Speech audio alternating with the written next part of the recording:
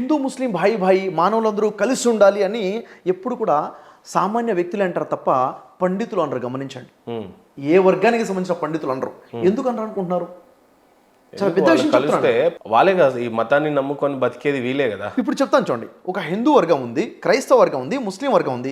వీళ్ళు బయటకైతే అందరూ సమానమే, అందరూ భాయి అంటారు, కానీ వాళ్ళ మనసులో మాత్రం కలవాలని కోరుకో.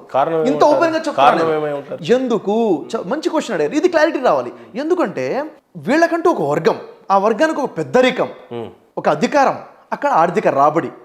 అందరూ సమానమైతే వర్గం ఉండదు, పెద్దరికం ఉండదు, ఆర్థిక రాబడి ఉండదు. ఇంకోటి చూడండి, హిందూ ముస్లిం భాయి భాయి పక్కన పెట్టేయండి, హిందూ భాయి భాయి కాదు, ముస్లిం భాయి భాయి కాదు. ఇక్కడ అనేక జమాతులు ఉన్నాయి, ఇక్కడ అనేక మఠాలు సంఘాలు ఉన్నాయి. ఏ మఠానికి ఆ మఠం, ఏ అధికారానికి అధికారి.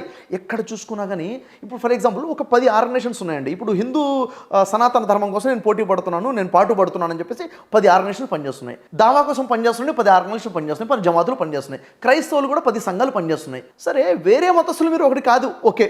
మీరు ఒకటా అంటే కాదండి, మీరు ఒకటి కూడా కాదు.